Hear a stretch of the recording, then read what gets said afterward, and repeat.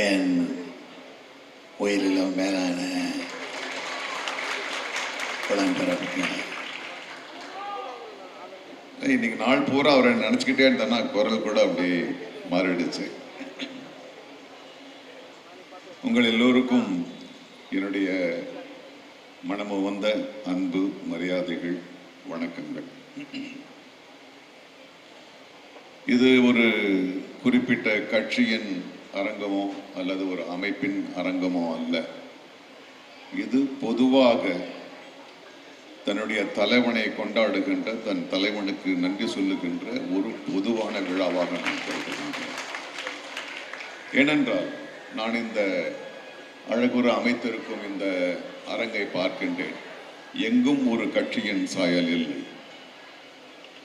ஆனால் இங்கு இருக்கின்ற உள்ளங்கள், வெளியில் இருக்கின்ற உள்ளங்கள் எல்லாம் ஒரு தலைவனை நினைத்து ஆராதிக்கின்ற ஒரு தினமாக இருக்கிறது. மிக அழகு, மிக அழகு.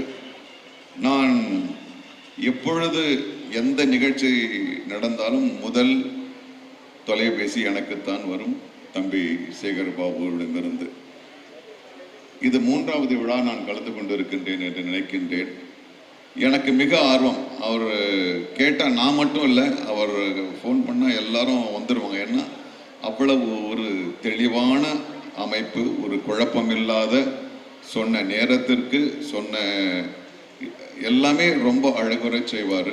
அவருக்கு முதலில் என்னுடைய நன்றி. எல்லோரும் சொல்ல வேண்டியதைத்தான் நானும் திரும்ப திரும்ப சொல்ல வேண்டியது இருக்கிறது. ஏனென்றால் எந்த பிறந்த தினம், நூற்றாண்டு பிறந்த தினம் வரலாற்றில் பதியக்கூடியது. 100 என்ற எண்ணிக்கைக்காக கிடையாது. அவர் சென்றாலும் அவருக்கு புகழ் மாலையாக இன்று 40 மாலைகளை தொடுத்த ஒரு மலரை அவருக்கு கொடுத்திருக்கிறார். இதற்கான வித்து அவருடையதுதான், இதற்கான திட்டங்கள் அவருடையதுதான், இதற்கான உழைப்பு அவருடையதுதான். ஆக ஒரு தலைவர் எல்லோரும் எனக்கு கூட ரொம்ப அட இன்னும் ஒரு 6 வருஷம் இருந்ததற்கூடாது தலைவர், ஒரு 100 வருஷம் கடந்திருக்கலாம் என்று. அப்புறமா தான் திரும்பி நான் யோசிச்சேன், அவருக்கு வயசே கிடையாது. அவருக்கு வயசே ஏன் நாம் அவர் காலம் கடந்த காலம் உள்ளவரை கலைஞர் என்று நான் சொல்லுகின்றோம். அவர் உருவாக்கிய பள்ளிகள், கல்லூரிகள், அவர் வகுத்த திட்டங்கள், அவர் இடித்து தகர்த்திய பல்லாண்டு காலமா, பல நூறு காலமாக கட்டி காக்கப்பட்ட மூட நம்பிக்கைகள் உடைத்திருந்தது. இவையெல்லாம் என்றென்று இருக்கிறதோ அன்று வரை கலைஞர் பொதுமக்களின் மனதில் இருந்து கொண்டுதான் இருப்பார். அதனால்தான் அவர் இந்த அரங்குக்காக அமைத்த ஒரு தலைப்பல்ல, காலம் உள்ளவரை என்பது. காலம் கடந்த ஒரு தலைவனாக நாம் கலைஞரை காணுகின்றோம். இங்கு திரை ஆண்ட கலைஞர், நிலம் ஆண்ட தலைவர் என்று போட்டு இருக்கிறார்கள். அது கூட தவறு என்று நான் கருதுகின்றேன். அது இறந்த காலம். திரை ஆண்டு கொண்டிருக்கின்ற, நிலம் ஆண்டு கொண்டிருக்கின்ற தலைவர் என்றுதான் நான் அவரை சொல்லுவேன். ஏனென்றால் திரை ஆண்டு கொண்டு இருக்கிறது என்றால் இன்றளவும் கூட இன்னைக்கு அவங்க எழிலரசி அம்மா அவ்வளோ பேசினாங்க. இப்பதான் நல்ல ஒரு மழை இடிச்சு இறங்கின மாதிரி இருக்க, உடனே என் பேரை கூப்பிட்டாங்க. நான் என்ன பேசுறதுனே எனக்கு தெரியல. அவங்க பேசுறதுல இருந்தே நான் இன்னும் அந்த அவங்க அப்படி பேசுனாங்கன்னா கடைசியா இதை விட ஒரு பெரும் புயல் காத்துக்கிட்டு இருக்கு. அந்த மழையும் நீங்க அனுபவிக்கணும். நான் ஏன் திரை ஆண்டு கொண்டிருக்கின்ற கலைஞராக நான் சொல்லுகிறேன் என்றால், இன்றளவும் கூட ஒரு நடிகன், ஒரு இளைஞன் ஒரு நடிகனாக வேண்டும் என்றால் அவனுடைய பயிற்சி காலகட்டத்தில் பராசக்தியின் வசனம்தான் சொல்லித்தரப்படுகிறது. அவங்க எழிலரசியம் அந்த பராசக்தி கோர்ட்டு சீனை சொல்லும் போது எனக்கு பொறாமையாகவும் இருந்துச்சு, கொஞ்சம் வெக்கமாகவும் இருந்துச்சு. எப்படி எவ்வளோ அழகா பேசுறீங்க. அது அவருடைய எழுத்தினுடைய பலம். அது ஆக இன்றளவும் கூட தமிழ் சினிமாவில் ஒரு இளைஞன் நடிகனாக வேண்டும் என்று நினைத்தால் கலைஞர் சொன்ன வசனத்தை தான் முதல் அட்சரமாக கற்றுத்தரப்படுகிறது என்றால் அவர் இன்னும் அவருடைய எழுத்தாக வாழ்ந்து கொண்டிருக்கிறார். நிலம் ஆண்டு கொண்டிருக்கின்றது. எங்கு இருந்தது எத்தனை கட்டுப்பாட்டுக்குள், எத்தனை வேறுபாட்டுக்குள், எத்தனை இருளில் மூழ்கி கிடந்த இந்த ஒரு பெரும் சமுதாயத்தை பெரியார் கண்ட, அண்ணா எதிர்பாராத நிலையில் மறைந்து திகைத்து நிற்கும் போது அந்த பொறுப்பை ஏற்று அந்த அவர் தலைமை ஏற்றுக்கொண்டார் என்று நான் சொல்ல மாட்டேன். அந்த பொறுப்பை ஏற்றுக்கொண்டு இது நாள் வரை இந்த 75 ஆண்டு கால சுதந்திர காலத்திற்கு பிற்பட்ட ஒரு தேர்தல் சூழலில் இன்றளவிற்கும் அவர் வளர்த்த ஒரு மனத்தம்பு, அவர் வளர்த்த ஒரு மன தெளிவு இந்த 40க்கு 40 என்ற முடிவை எடுக்க சொல்லியிருக்கிறது என்றால் அவர் இன்றும் இந்த நிலத்தை ஆண்டு கொண்டுதான் இருக்கின்றார். இது மேடை போட்டு சொல்ல வேண்டிய அவசியம் அல்ல என்றாலும் நாம் இதை அடுத்த தலைமுறையினருக்கு சொல்ல வேண்டியதாக இருக்கிறது. இன்றைக்கு இருக்கிற இளம் பிள்ளைகள் எதையும் அந்த ஒரு ஃபுல் மெசேஜ் போன்ல வந்தா அதை முழுசா படிக்கிறது கூட அவங்களுக்கு அவகாசம் கிடையாது. அப்படி தட்டி போட்டுக்கிட்டே இருக்கிறாங்க. எல்லாமே வேகமா போயிடுது. இந்த காலகட்டத்தில் தான் இன்று இவ்வளவு சுதந்திரமாக வாழுகின்ற இந்த சமுதாயத்திற்கு காரணகர்த்தா ஒருவன் இருந்தான். அவர்தான் டாக்டர் கலைஞர் என்பதை நாம் இளைஞர்களுக்கு சொல்லிக் கொடுக்க வேண்டிய ஒரு கட்டாயத்தில் இருக்கின்றோம். நான் தம்பி அமைத்த அந்த புகைப்பட கண்காட்சிக்கு நான் போனேன். நீங்க எல்லாரும் பார்த்துட்டீங்களா? நீங்க பார்த்துட்டு இருந்தாலும் தயவு செஞ்சு அடுத்த முறை உங்க குழந்தைகளை நீங்க கண்டிப்பா கூட்டு. எனக்கு என்னவோ அது அந்த குழந்தைகளுக்கான ஒரு விஷயமா தான் நான் கருதுறேன். ஏன்னா போன முறை வந்தேன், போட்டோஸா இருந்துச்சு. போட்டோ தான் இந்த தடவை கூப்பிட்டாரு. என்ன ஒரு விட்டுருக்கலாமே, போன தடவை போட்ட படம் தானே திரும்பி காமிக்க போறோம், ஏன் திருப்பி கூப்பிடணும் அவர் நினைக்கல. திரும்பி கூப்பிட்டாரு. இல்லை தம்பி, நான் போன தடவை தான் பார்த்தேன்னா நான் நேரடியாக நிகழ்ச்சிக்கு வர்றேன்னாரு. இல்லை நீங்க வாங்கன்னாரு. உரிமையோடு அடிக்காத குறையா அன்போடு கூப்பிட்டுருவாரு. இல்லை நீங்க வாங்க, 1 மணி நேரம் தானே எக்ஸ்ட்ராவது வந்தாங்க.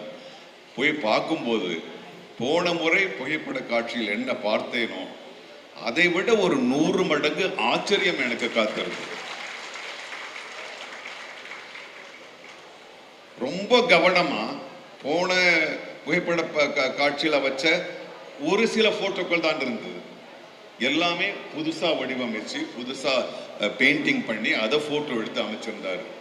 பெரிய ஆச்சரியம். நாங்கள் உள்ளே நுழைந்தவுடன் கலைஞர் உயிரோடு பேசுவது போல் ஒரு ஒரு நிகழ்ச்சி அமைத்திருந்தார்கள்.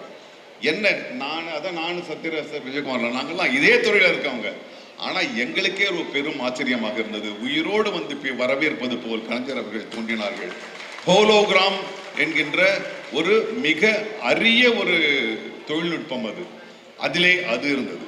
அப்புறம் திடீர்னு விஜய் அவர்கள் உருவாக்கிய அந்த மாபெரும் மனிதனின் வாழ்க்கை வரலாற்றை 7 நிமிடத்தில் தொகுத்து வெட்டி அதை அந்த திரையிலே காண்பித்தார்கள். அதைவிட மிக மிக ஒரு குழந்தைக்கான ஒரு பேராவலை எங்களுக்கு கொடுத்தது அவர்கள் அந்த கலைஞரின் வாழ்வை வெர்ச்சுவல் ரியாலிட்டி என்ற தொழில்நுட்பத்தில் காண்பித்தது. நாம் எந்த நிகழ்வென்றாலும் எந்த பொருள் என்றாலும் இப்படித்தானே பார்க்கின்றோம். அந்த பொருட்காட்சியில் இப்படி திரும்பினால் கலைஞர், இப்படி திரும்பினால் கலைஞர், இப்படி திரும்பினால் கலைஞர், கலைஞர் உண்மையாக எங்கு நோக்கினும் இருப்பாரோ அதுபோலவே அந்த வர்ச்சுவல் ரியாலிட்டியில் எந்த பக்கம் திரும்பினாலும் அவர் புகழ் பாடுகின்ற பிம்பங்களை அமைத்திருந்தார்கள். எப்படி இவர் காலம் உள்ளவரை இது மேடை போட்டு சொல்ல வேண்டியதல்ல. அது கல்வெட்டில் செதுக்கியது போல் அவர் இருப்பார். ஆக அவர் வாழ்ந்த காலத்தில் நான் வாழ்ந்தேன் என்கின்ற பெருமை எனக்கு. அவர் எழுதிய எழுத்தை நான் அதை நடித்தேன் என்பதில் எனக்கு பெருமை. இவ்வளவு பெரிய கூட்டத்தில் அதோ நாதர் இருக்கிறான் அவனை கூப்பிடு அப்படின்னு சொல்ல அளவுக்கு நான் யாரென்று தெரிந்து கொண்ட ஒரு பெருமை எனக்கு இருக்கிறது. பல முறை நான் அவரை சந்தித்திருக்கின்றேன். அவரை பார்க்க போகும்போது வரைக்கும் தான் ஐயோ ஒரு படபடப்பு, ஐயோ பெரிய தலைவரை பார்க்க போறோம், இது பார்க்க போறோம். வீட்டுக்கு போனா என்னவோ எங்க அம்மாவை பார்க்குற மாதிரி இருக்கும். ஒரு ரொம்ப, அதாவது இப்போ நான்லாம் ஒரு நம்ம எல்லாரும் நிகழ்ச்சிக்கு போனோம்னா என்ன போட்டு போனோம், என்ன கலர் போட்டு போனோம், அதெல்லாம் தலைவருக்கு இருந்ததே கிடையாது. அப்போ வீட்டுக்கு போனா, வெளியில வரும்போது வெள்ளை உடையோடு வரும், வீட்டுக்கு போனா என்ன லுங்கியோடு இருந்தாலும் அதே லுங்கியோடு இருப்பாரு. மக்களுக்கும் எனக்கும் ஒரு ஒரு ஒரு இடைவெளி இருக்கக்கூடாது, தோற்றத்திலும் சரி எண்ணத்திலும் சரி என்று எண்ணுகின்ற ஒரு மாமனிதன். பேச்சும் அப்படித்தான், பேச்சும் அப்படித்தான். இங்க பல தலைவர்களை நான் பார்த்திருக்கின்றேன்.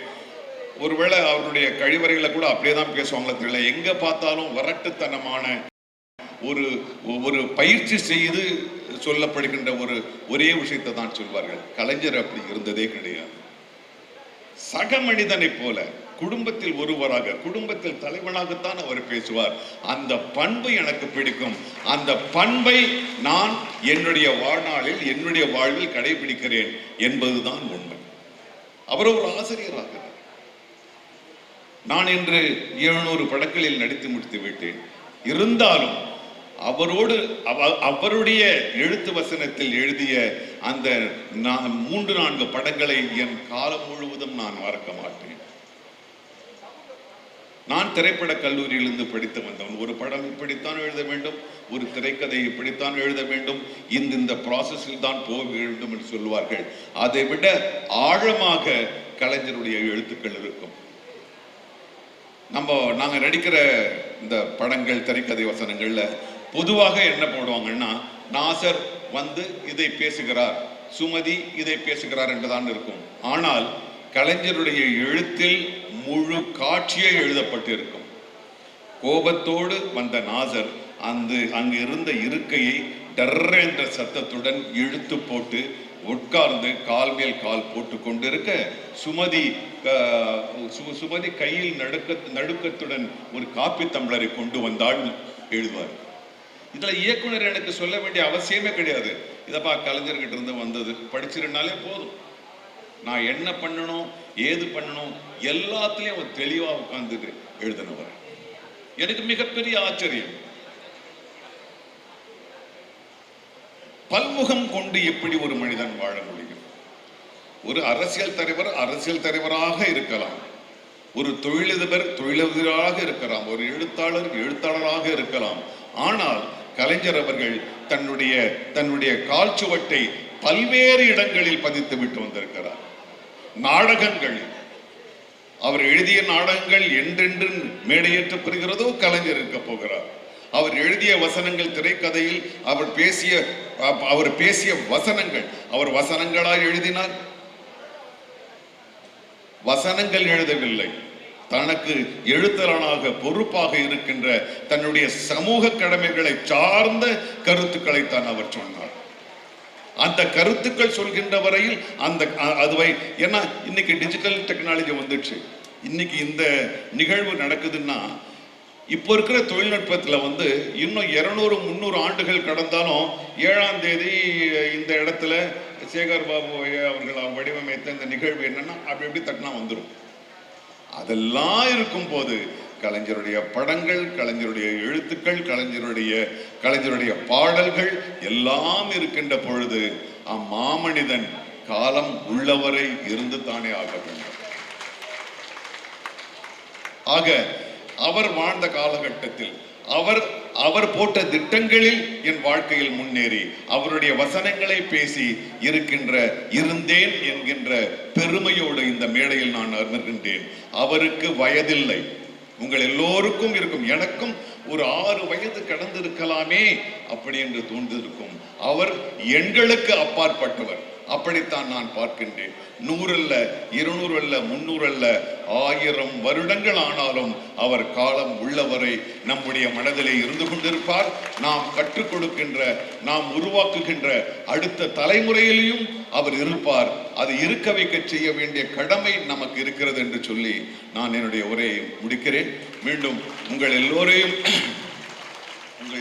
எல்லோரையும் சந்தித்ததில் மிக்க மகிழ்ச்சி. மீண்டும் இவ்வளவு அழகாக ஒரு மன அழுத்தம் இல்லாமல் நேர்த்தியாக இந்த வடிவமைத்த இந்த நிகழ்வை வடிவமைத்த தம்பி சேகர் பாபுவிற்கும் அவரோடு பயணித்த அவருடைய நண்பர்கள், தோழர்கள் எல்லோவற்றிற்கும் என்னுடைய நன்றி கூறி அமைகிறேன். நன்றி, வணக்கம்.